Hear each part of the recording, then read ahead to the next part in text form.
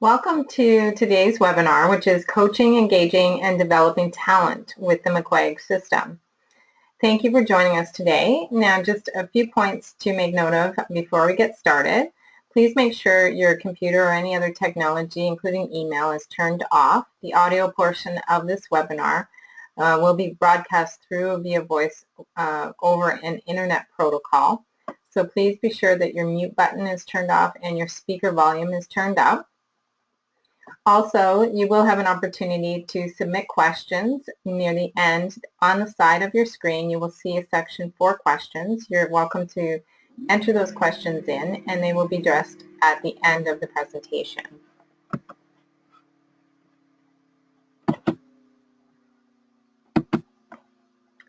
So looking at coaching, engaging, and developing talent with the McQuaig System. Good afternoon. My name is Angela McDonald, and I'm the Senior Resource Consultant at the McQuaig Institute, and I'm your presenter today. I hope you are able to get some fresh ideas on coaching and developing your staff. My background is in coaching. I have training from the Adler International Learning Center, along with HR management, adult education, and personal training and development.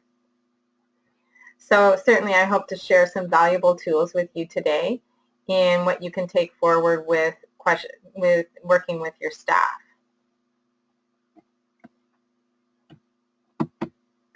So if we look at coaching, I always like to, there's so many amazing quotes out there, and I'd like to start off with this quote by Timothy Galloway. Coaching is an art of creating an environment through conversation and a way of being that facilitates the process by which a person can move towards desired results in a fulfilling manner. It requires an essential ingredient that cannot be taught, caring not only for external results, but for the person being coached. So with this quote, Timothy, just to give you a bit of his background, has written a series of books in which he's set forth with a new methodology for coaching and for the development of personal and professional excellence in a variety of fields. To give you an idea, some of the books he's written include The Inner Game. He's also the author of The Inner Game of Tennis, The Inner Game of Golf, The Inner Game of Music. And his training methods have been applied to the fields of business, health, education. And with The Inner Game, it's based upon certain principles in which an individual can use in a non-judgmental observation of critical variables with the purpose of being accurate about those observations.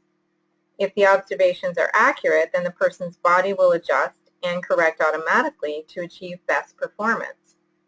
Galloway was one of the first to demonstrate a comprehensive method of coaching that could be applied to many situations, and found himself lecturing more often to business leaders in the U.S.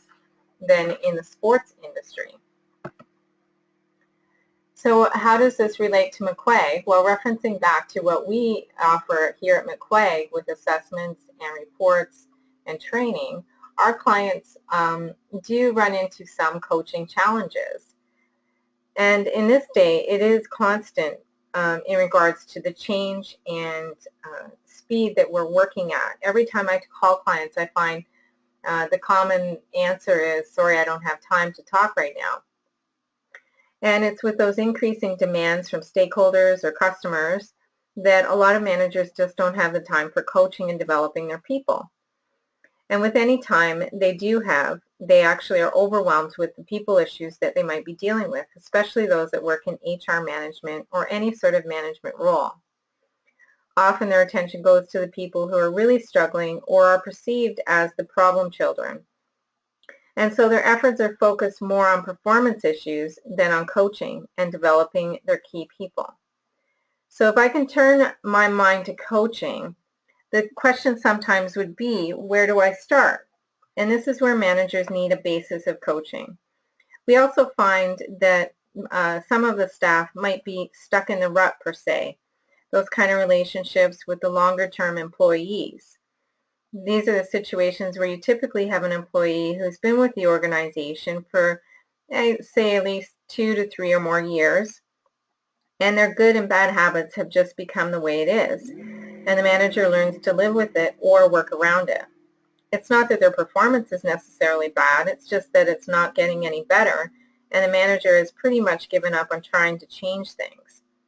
So often managers don't feel that they have the skills to break these types of cycles or to provide coaching efficiently in the time that they have to work with. The reality is that they're probably more skilled than they think they are, but they just don't have a context to think from when it comes to coaching and developing people. All of this culminates in a perception that is just not worth it. The time I invest likely won't be worth the payoff, and so mediocre performance just sits there until it becomes a crisis. And top performers get ignored to at least some degree, which can lead to a high turnover or disgruntlement can actually take place. So looking at today's agenda, we'll take a closer look at coaching, its philosophy and the approach. We'll do a review of the temperament based on the McQuaig traits, and look at how insights into temperament can help with engagement, coaching, and development. In any relationship, there is a dynamic at play between each party in the relationship. And so we will consider how your temperament might be helping or hindering your coaching relationships with others. Then we'll consider some McQuaig reports that are at your fingertips and see how they might be able to help address the coaching challenges that we will review today. We'll consider a quick insight that you can actually derive from McQuaig and the engagement, whether someone is stretching or holding back in their position, and how this might be a tip for you in regards to the person's engagement or lack thereof in their position or the organization. And finally, we'll consider the self-development report and examine how it can generate efficiencies and effectiveness in your performance management system. And like I said at the beginning, there will be time at the end for a question-answer period. So let's start off with looking at what is coaching. Coaching and the word itself can be used rather loosely in the corporate world. In the context of coaching, it is about the interaction between the manager, employee, and the employee and a manager. It is delivered with the context of constructive interaction that will result in action steps that will be taken to produce the agreed upon outcome. So as you see here in this diagram, there are steps to coaching. It's about identifying what the issue is, exploring the options, creating change, what goals need to be set, and then taking action on those goals. Now, if we look at the philosophy of coaching, the International Coach Federation actually adheres to a form of coaching that focuses on honoring the individual as the expert in his or her own personal and professional life. And they believe that every client is creative, resourceful, and whole. Also, in regards to the International Coaching Federation, there is a basis to coaching in which to follow in order to standardize what coaching is and to structure the outcome to be the best return on investment. And that would be for both the coach and the coachee, or in your case, the manager and employee.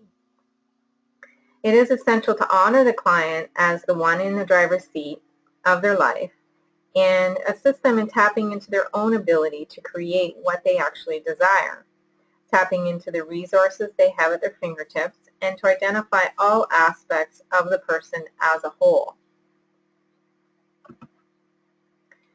Now, the coach is responsible for assisting the coachee in achieving what they desire through the journey of self-discovery, encouragement, and support to the coachee or the employee to discover their own solutions and strategies and hold them responsible for putting thought into action.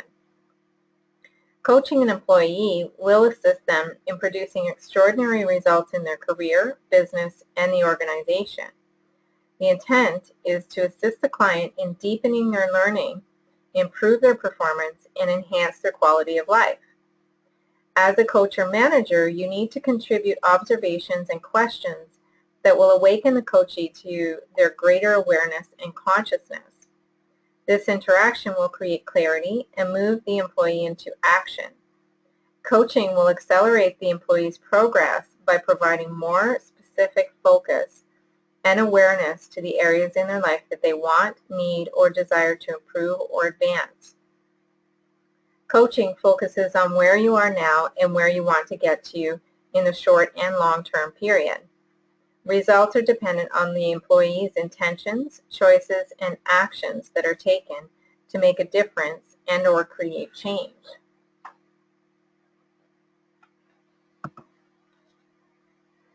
And coaching is really about understanding the whole person to bring out their strengths and identify areas of challenge that they can work on developing. By identifying one aspect of the whole self and putting focus on that aspect and in turn applying action and change, this will cause a ripple effect out to other aspects of the whole self, not just the work environment.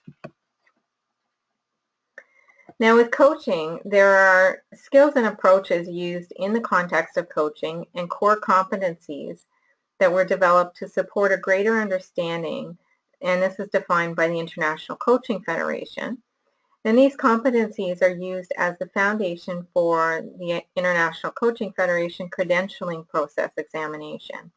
The core competencies include 4 clusters according to common ways of actually looking at the competencies.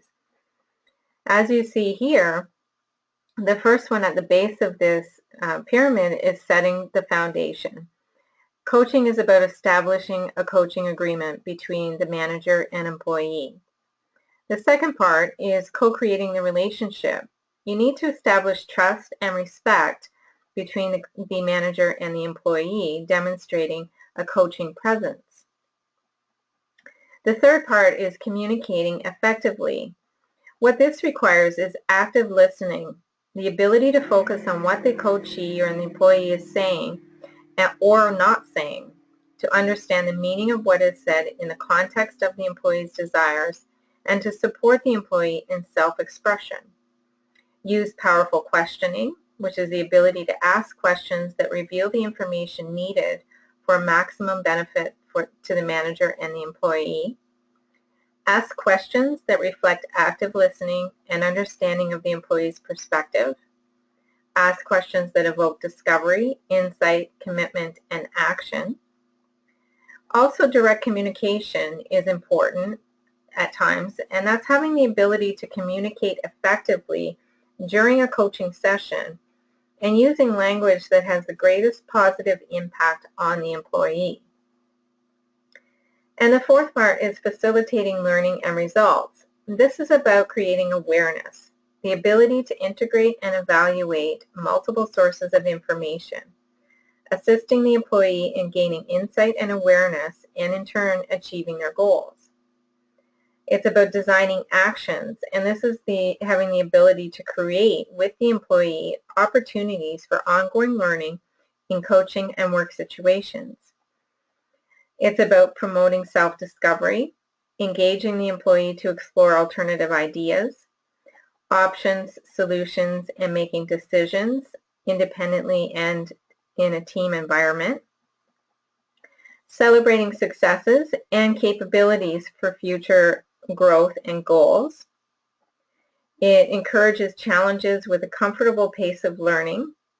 It entails planning and goal setting, and this is having the ability to develop and maintain a coaching plan with the employee, and manage progress and accountability, which is the ability to keep the employee focused on what is important and leave the responsibility to the employee to take on and take action.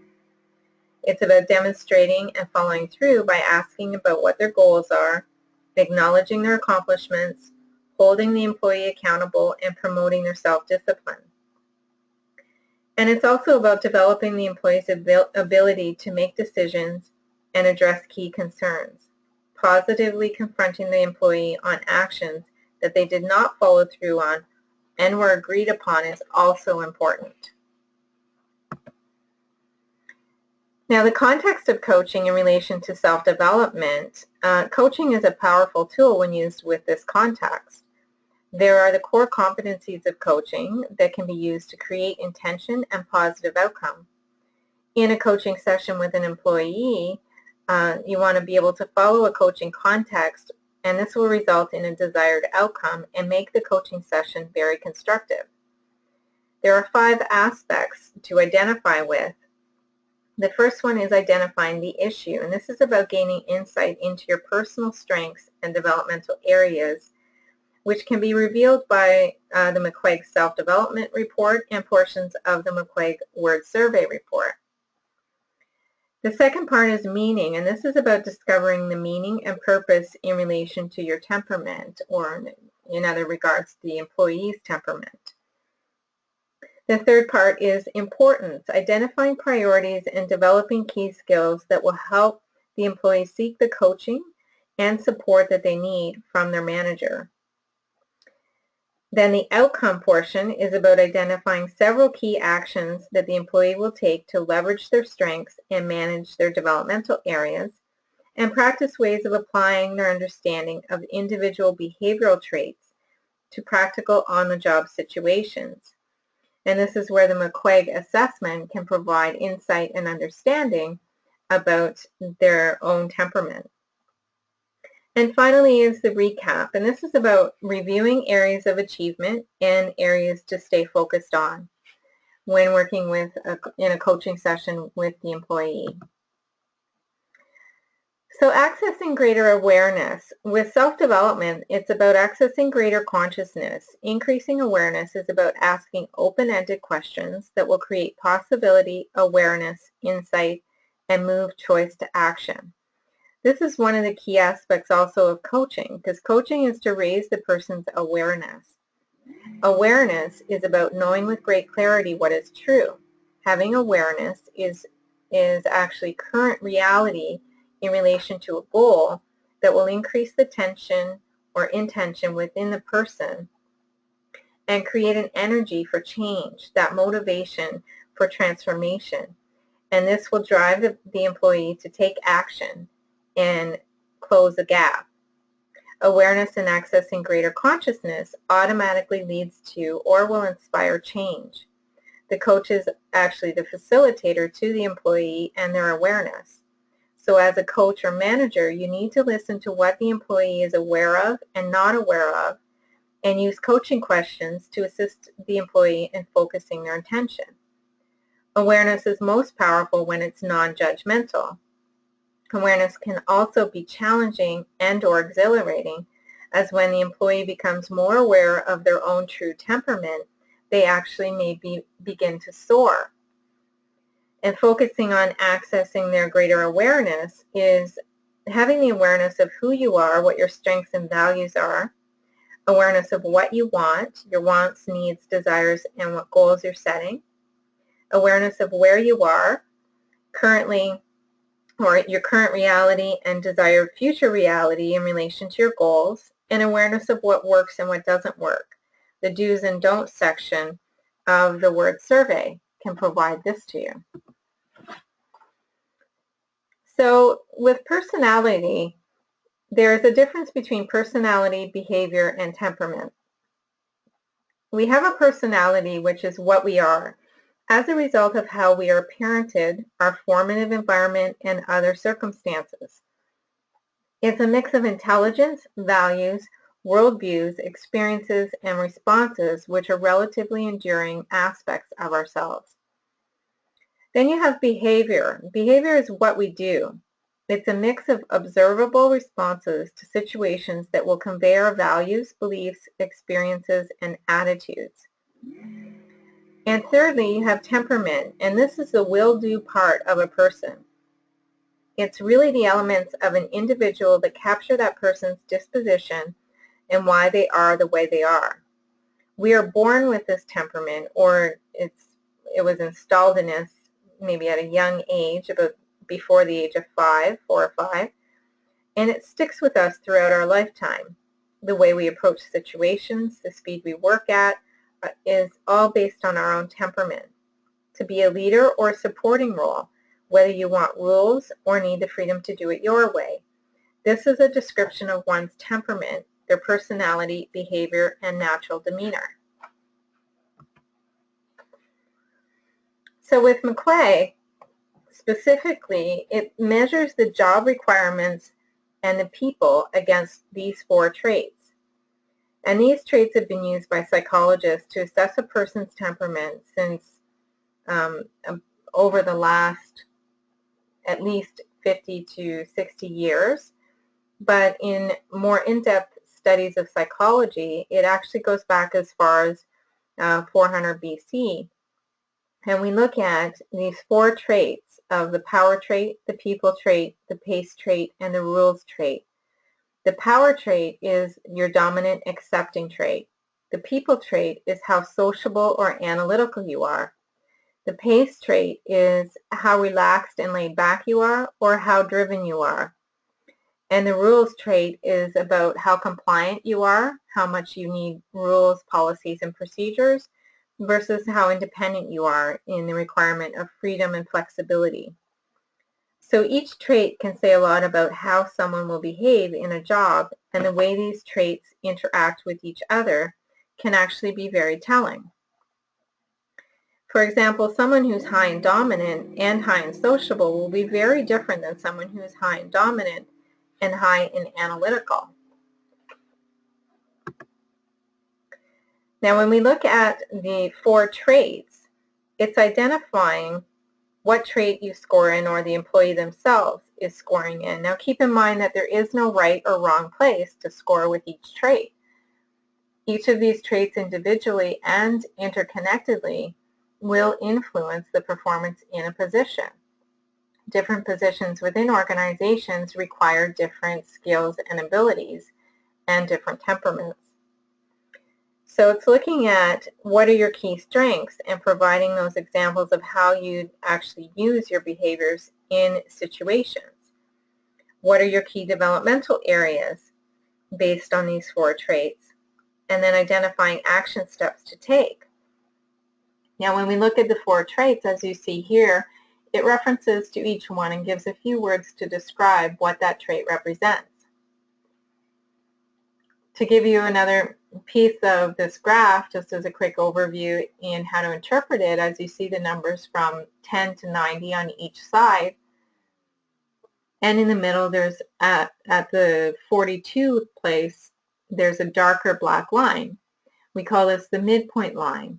And how the traits are scored is the further away from the midpoint line that the trait is, the stronger that trait is. So for example, someone who scores at 70 in the dominant is a very strong dominant person. If they score at a 50 in dominant, then they would be somewhat dominant. And that's how you would interpret each trait based on the scorings, but also interconnected with each other. You also have the graph that looks like this that you receive in the word survey report. And as a manager, you can look at this for an employee and or a candidate, and it identifies to you their situational and real. And the real side is the person's natural temperament. It's their core way of being. Whereas the situational speaks to where they may be adjusting their behaviors or natural tendencies for that work environment. And this is important to identify within an employee when you're coaching them. Maybe they're having challenges because they feel like they need to hold back on their natural tendencies. Or maybe if the employee is feeling stressed or demonstrating stressed mentality, are they stretching themselves beyond what comes naturally for them based on these 4 traits? So how would you apply coaching in regards to these traits? There is a growing appreciation for the use of core coaching skills for the benefit of effective coaching interaction and outcome between a manager and an employee. So the core set of coaching competencies will assist you with this, and it's useful in relation to the profile types, as each person will receive a coaching in a style that is most suited to their own temperament. And this leads into identifying profile types and what makes them tick, or how best to actually communicate with each one. And what I'm talking about with profile types is when you're applying coaching skills, with the word survey of them through McQuaig, you can identify the actual profile type that the employee or candidate may be. And this will require a different approach to their coaching or your style of management. And it's also looking at creating a coaching toolbox so that you know how to work with each of these profile types. And as you can see here, there are a number of key tools in a coaching toolbox that are required as a manager or a director. As I mentioned earlier, active listening is very important. You also need the powerful and impactful questioning. These are open-ended questions, not close-ended questions. You need to apply direct communication at times or create awareness with the employee. Acknowledge and champion their successes. This is a good motivator. It's an excellent way to encourage employees to perform better or improve. Looking at their peak experiences, how those remind them or motivate them to perform on an ongoing basis. Identifying what their strengths are and continuing to implement or apply those. Also offering observations, perspectives, and pathways. These can be very helpful in giving feedback. Exploring their archetypal makeup, and that can lead you into looking at what their profile types are. Making requests for more demands. Making requests more than demands. So this is where when you make a request, it leaves it open and delivers in a way that gives the person choice versus if you make a demand, the employee feels like they don't have choice. Using metaphors or also using assessments like the McQuaig assessments will help give you additional insight to who the candidate or employee is and their natural tendencies. So with those tools, you then want to look at what the profile type is for that employee or your team or department of employees. Now at McQuaig, we've identified two types of profiles. There's the generalist group and the specialist group. And how you would differentiate these is the generalist group, people that fall under this group typically like to dabble in or explore many different areas of an organization or industry. Whereas those in a specialist group or fall under this category are those that focus specifically on an area and they stay within that. So for example, someone that works in accounting or engineering, they typically fall under the specialist group because they're very focused on that very specific detailed area, whereas someone in a generalist group is a common role for that would be a sales position or a manager position in a general context. Those are your typical generalist groups. Then you can break it down into more detail. Under each group, you have more specific profiles, including Classic Generalist, Pioneer, Administrator, and Persuader under the Generalist group. And then under the Specialist group, you have Classic Specialist, Cooperator, and Enthusiast. And here at McQuaig, we have these 7 main profile types. However, there are additional profile types I will show you in a few minutes that go into more detail based on your scores. So if you find that the employee's profile doesn't fall under one of these 7, you can still identify it through the more detailed graphs of the other profile types. So to give you a bit of a description of each of these profile types, your classic generalist profile would look like this. High dominance, sociable, they're driven, and they're independent. This is a typical sales profile also. Someone in sales management, sales agent, any sort of sales environment. A good example could be Oprah Winfrey. She's someone who's very sociable. She's had her own talk show for a number of years. She's very empathetic and compassionate with people, but with a high drive. She has a big picture in mind and has created that. Very independent, but also a sense of urgency about her. Then you have the pioneer. This one is someone who's very high in dominance.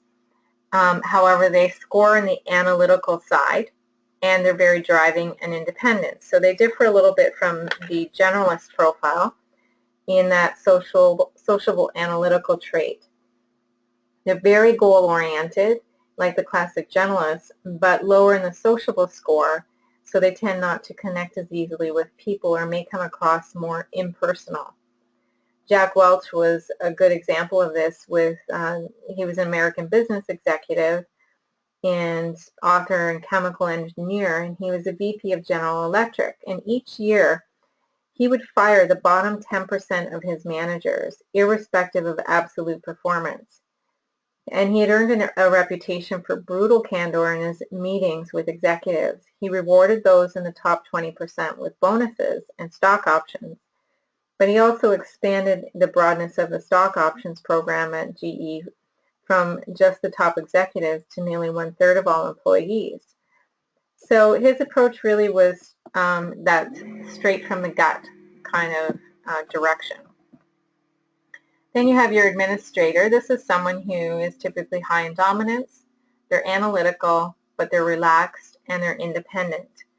And we use the example of Clint Eastwood. If you think about the roles that he played in some of the films, he's often played very goal-oriented characters, yet he was very patient, waiting for the right time or moment to make his move in a very calm, cool, and collected manner. Then you have your persuader. This is similar to the generalist profile. However, the key difference here is this person is typically higher in the sociable than they are the dominant. And the dominant trait is the most challenging to change or adjust. It's one of the 4 traits that we're pretty set in our ways. The sociable analytical trait is the most flexible of the 4. However, with the persuader, this is someone who likes to talk to people, and they have that high sociability, so they connect really well. They have a natural persuasive way of being. And we use Ellen DeGeneres as an example here because it seems like everyone has fun on her show, and people seem to open up without her even seeming to put much effort into it. They just kind of open up and spill their heart and soul to her by how she engages with them. Then you have your classic specialist.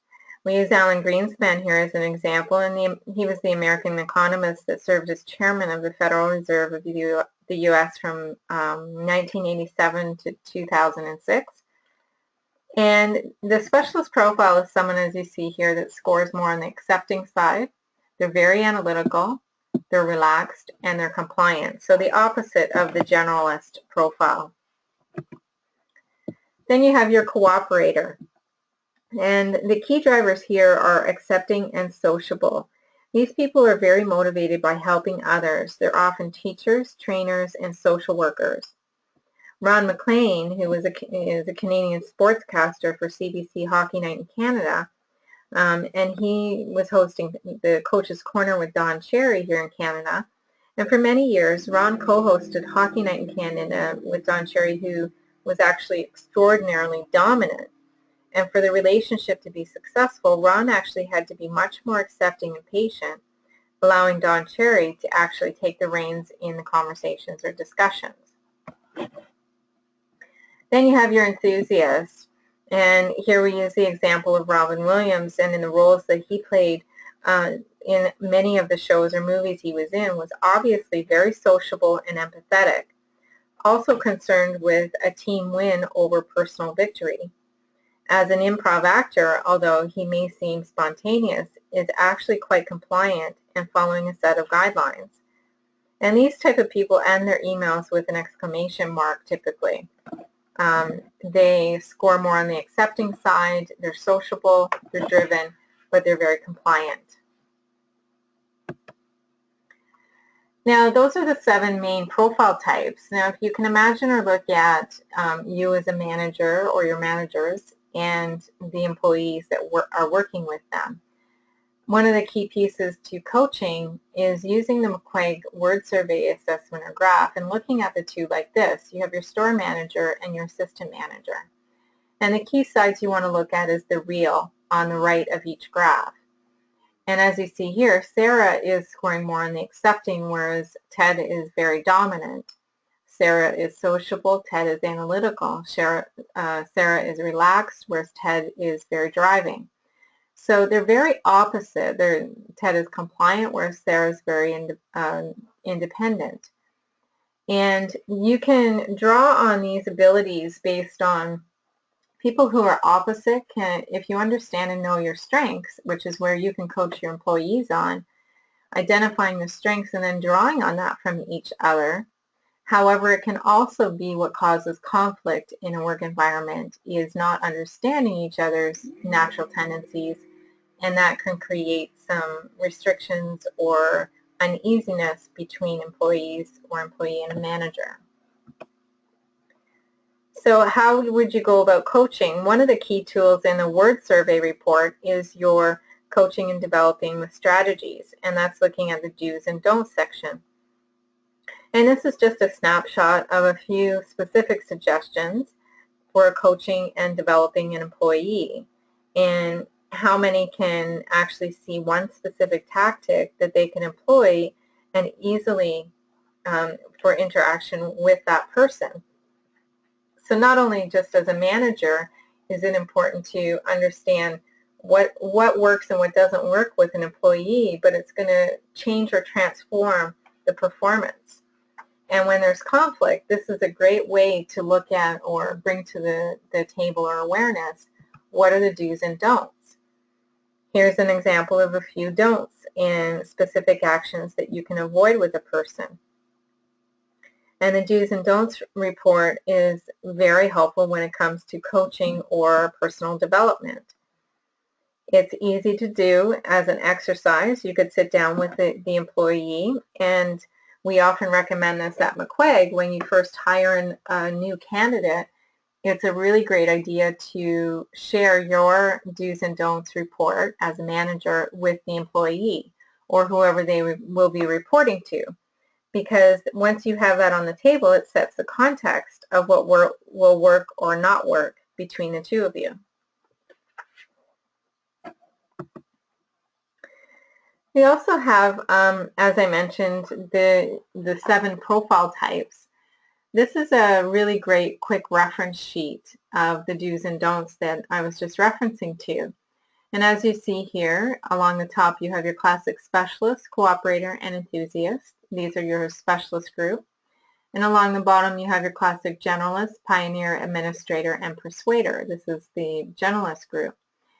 And these are really great quick reference. Some of our clients use this and they cut them out into little pocket size references, but not just for managers, but it's exchanging or sharing these amongst peers within a work environment can actually, you can have fun with this in a way of seeing, you know what, these are the things to do with me or to do with my colleague, and that way it can create a different kind of context that you're working in or a change in the environment.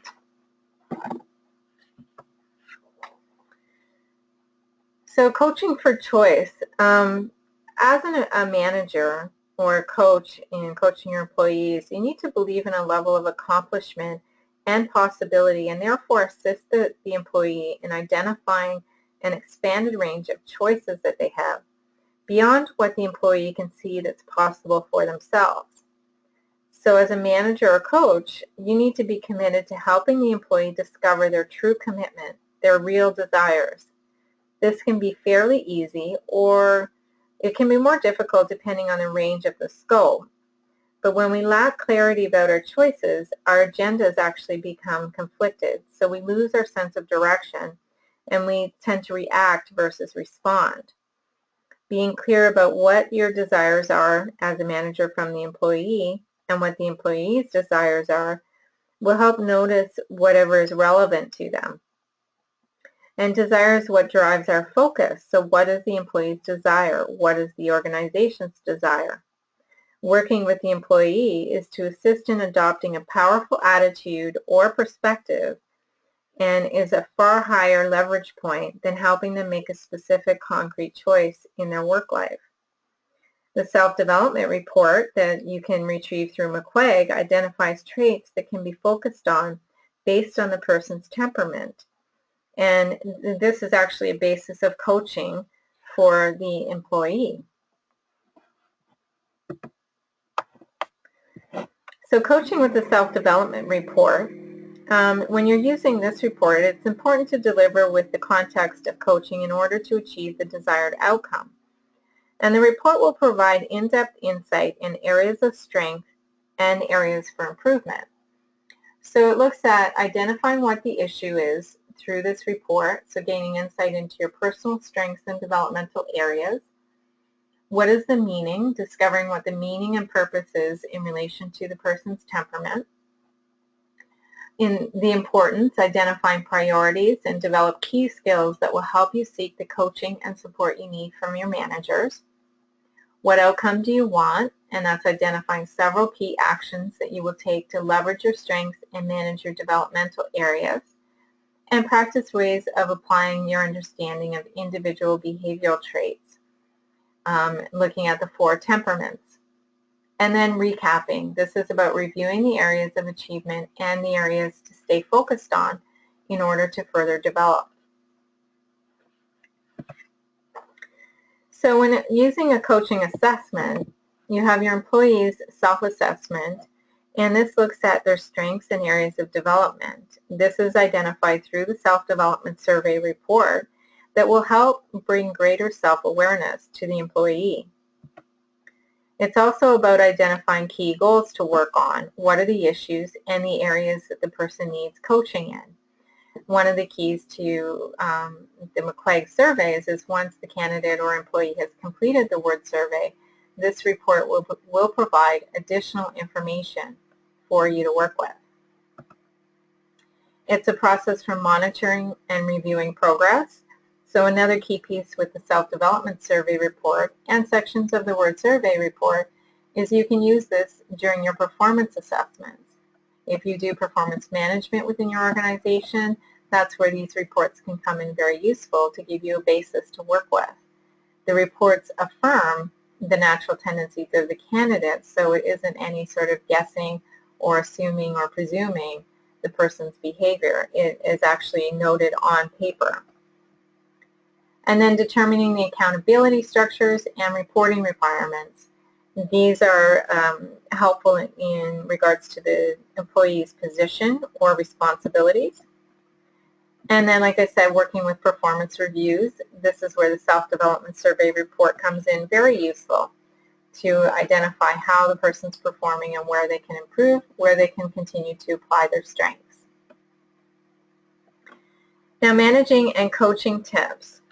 There's additional information for coaching that's included with the word survey, as I mentioned, and this section of the word survey can assist you as a manager in coaching and managing your employees for further development. It includes the management overview section, and this provides information on potential assets and developmental considerations, motivating strategies, and coaching guidelines. The motivating factors section of the report identifies the motivating factors and where on the graph this person scored in each trait. You have your strategies for coaching and developing, which is the lengthy do's and don'ts list I mentioned earlier.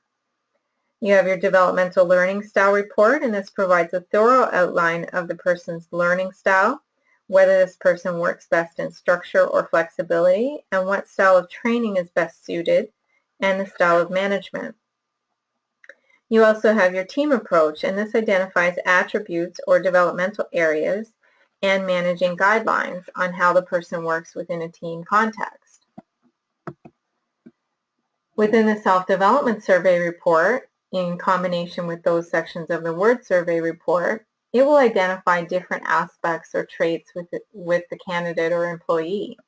It includes accommodating, competitive, analytical, sociable, restless, patient, independent, structured. And as you see here, this is what the graph looks like. It's a little different from the word survey graph, as it shows you in different ways with regards to how to rate the employee. And so the first one, the dominant trait, as I mentioned at the beginning of the presentation, this is your power trait.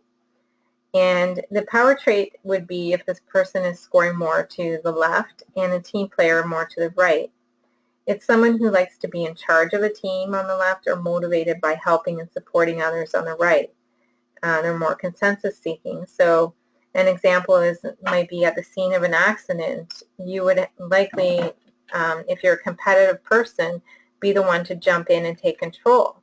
No good or bad behaviors or situationally driven, just you want to take initiative. Or you can look at, do you work with someone who is extreme like that? And this is where you can identify where the person scores on this in this area. You have your analytical sociable traits. The right side is far more logical, and they tend to see things in black and white, whereas sociable sees more of the gray areas everywhere. Analytical people tend to find it difficult to trust or tend to be problem solvers. They look for what's wrong or what needs to be solved, and they learned a skill that is to give positive feedback first, and that's something that they can develop. Whereas someone who's sociable tends to be more trusting, they're friendly, they embrace other people, and they naturally are compassionate and empathetic. Then you have your restless patient. This looks at if someone is more on the restless side, they have a sense of urgency. They're always in search of change. They need to juggle or have multiple things that they're working with at the same time, whereas someone who's more on the patient side really likes consistency, some structure. They take more of a methodical approach, and they avoid any sort of pressure. They're more those easygoing type. And then you have your independent and structured, and these behaviors look at where you would score based on, do you like to have a bigger picture approach, making decisions based on your own judgment or perception, having that freedom, or do you find that you work better in some sort of structure with policies and procedures? You may be very detail-oriented and excel in implementing those plans. So if we look at coaching guidelines for managing, after understanding and exploring the word survey and the self-development survey of one of our employees or candidates, the report from the word survey with some general insights into the person's strengths and developmental areas of an opportunity, and this would motivate the individual. Some tips of the coaching and developing are outlined in this example of the coaching guidelines in the report. So, for example, in the word survey, you may see statements like this: to be upbeat and enthusiastic, getting a dialogue going, and paying attention to our emotions and body language. These are really good points for you as a manager when you're coaching an employee. And you don't always have to share these in detail, but it gives you some direction on how to coach them. Another example is outlining some general guidelines and letting the person experiment, making sure she understands the details, or cover a variety of topics in a relatively fast-paced manner, giving her some deadlines to meet. And these are all aspects from or sections of the report that work in conjunction with coaching an employee. So coming back to looking at the self-development survey report, this is your behavioral profile. And the sections in this report are very valuable, as they can be used for coaching and developing your staff in creating that greater self-awareness and the key to achieving higher levels of performance. It'll provide further insight into the person's strengths and their areas that have room for improvement and which decrease on their ineffectiveness.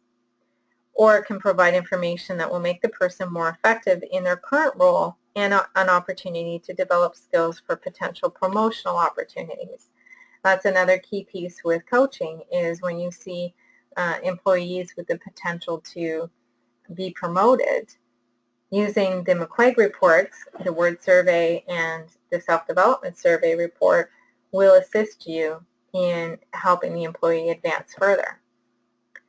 So when you're looking at employee engagement, one of the key pieces around coaching is also to identify, is the person stretching or holding back in their position? And how you would identify this is if the dominant score is 10 or more points higher in the situational than in the real, and then this would speak to the person being one that's stretching in their role. And if the dominant trait is 10 or more points higher, then the relaxed and or the compliant will be 10 or more points lower than the real. So as you see here, there's black arrows beside these traits. That's what the report is identifying. With these arrows, this person is stretching, they're being more dominant, and it's causing them to be more driven and more independent than what comes naturally. The opposite of that is when someone's holding back. So if the dominant score is 10 or more points lower in the situational than in the real side, then this person is holding back on their natural way of being. If the dominant score is 10 or more points lower, then the relaxed and compliant will be 10 or more points higher than the real. Therefore, if a person is holding back or stretching, it's a great opportunity to provide coaching and use the self-development survey report along with the word survey notes in regards to how they are holding back or stretching themselves. And if this is an ongoing occurrence, it may be worth reassessing, is this person in the correct position or best fitting position for their natural character. Now, also in the report, it identifies areas of strength and developmental opportunities, and this references to each trait. And it looks like this. So in an employee's or candidate's profile, this would be detailed analysis of your strengths and developmental areas. And it's an example that speaks to how the person would stay positive or developing a critical eye, what their strengths are and their developmental areas. And these are really detailed, specific points that are very useful for coaching your employee. Again, you can reference to this as a manager, or you can share it also with the employee. Along with that, in the self-development report, it includes action steps that look like this. So you have ways or suggestions on how you can leverage your strengths, and then a couple of suggestions on developmental areas. And these are also a really great reference point when you're coaching an employee or also working with performance management. Let's identify what the employee's strengths are, how they can continue to implement that or work more with those strengths to their advantage, but then also identifying what are their developmental areas, like here in finding a critical resource or sticking to the facts. These are helpful points for coaching also in other contexts of the position or role that they're responsible for. Along with that, in the self-development survey report, it will provide for you at the back of the report a summary list that looks like this. And it's a list on leveraging your strengths. So in conclusion, you can work with the employee, look at this list, what are their strengths, and then what are the action items that go with those strengths, and have them check off 1 or 2 or 3 of these that they want to focus on or set some goals around for the next maybe month, quarter, 6 months, or a year. In the self-development report, it also gives you an outline example that looks like this, where it's an action plan. You create your own personal action plan, and it gives you next steps. And this is just an example of how you can suppose that this strength is thinking logically and what the action item might state, so building a solid business case. And then your own action item might translate into help the national director prepare a business case. Then you have the next section where it's looking at your desired outcome and what that might be. So this would be allowing the employee to set their personal goals. And then you have the other part, which is managing your developmental areas. It's also broken down into the same format. It gives a summary or a list of the developmental areas and what those action items are. And again, the employee, and you can work with this and check off what areas they actually want to focus on. And then you have your action plan. Again, it gives you an example in regards to developmental areas of what area you want to work on, the action item that they might translate into, and then their desired outcome, which is their goal or what they might want. So with coaching and engaging and developing talent, I like this quote: if at first you don't succeed, try doing what your coach told you the first time. And this can be very helpful for both managers or coaching, and even taking this context into maybe roles such as parenting. If you have children, think about how you work with your kids. Coaching is has such an array of approaches and different steps and tools that it's important to become familiar with it and how you can implement those into your day-to-day management skills. I'm a firm believer to not take coaching too loosely. I was very intrigued by it before I did the training. After I did the training, I'm very grateful to have those that in-depth knowledge and awareness. So encouraging you to educate yourself on the different aspects and tools that are in coaching. So some of the key points from today is certainly to be successful in coaching your employees, it requires a deeper understanding of the employee's temperament. And this will actually help you to ensure that you are able to engage with them and have a productive outcome. You can increase the employee's engagement and make it easier on yourself if you understand the temperament dynamics that exist between the two of you or between them and other peers or colleagues. Also, quick tips from the managing and coaching reports can save you time and kickstart relationships. I can't emphasize more the advantages of using the tools in these reports at the onboarding stage of a new employee, because it does help set the context and purpose of their role. And then you have your self-development report that this can not only help you in coaching, but also increase the efficiency and effectiveness of your performance management system. And then every team will consist of individuals with different temperament types, and each will have their own user guide. And the self-development report in particular, because it's written in first person, this is a report that you could give the full copy to an employee. In regards to the word survey report, there are sections of that report that you could also share with an employee if you choose. So in closing today, I like this quote: the key to understanding others is to first understand yourself. So as you see in this little reflection, what matters most is how you see yourself. And that will provide confidence and abilities and the natural tendencies that we can implement or apply to our positions. So this time I would open it up to any questions that you may have. I'll just give it a few minutes here. If you have any questions, you can type them in at the side. There's a section for questions. So there is one question here, if you will get a recording of today's presentation. Yes, the presentation today has been recorded and the link will be sent to you if you had signed up for the presentation prior to today.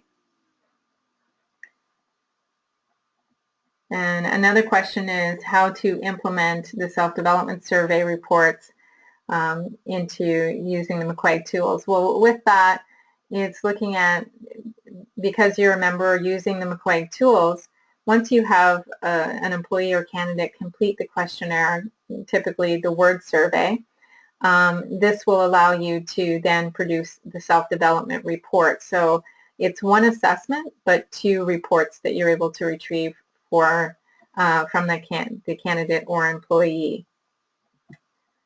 And if you need assistance with that, you can certainly contact myself or anyone at our office at the McQuaig Institute. We're happy to help you with that. Any other questions? Okay. Well, thank you very much for attending today's presentation. I'll just give you my contact information here. My name is Angela McDonald, and I'm a Senior Resource Consultant at the McQuaig Institute. Feel free to drop me an email or contact me with any questions or if you need further insight or direction, and I'd be happy to help you. And thank you for attending today's webinar. Have yourself a great rest of your afternoon.